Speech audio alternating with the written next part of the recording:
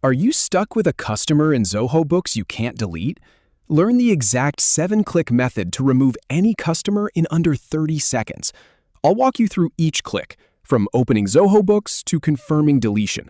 Follow along and you'll clean up your list fast. First, open Zoho Books to get started. Then, click on Sales from the left sidebar. Now, click on Customers to see your customer list. Select a customer. For example, click on Thank you for your business.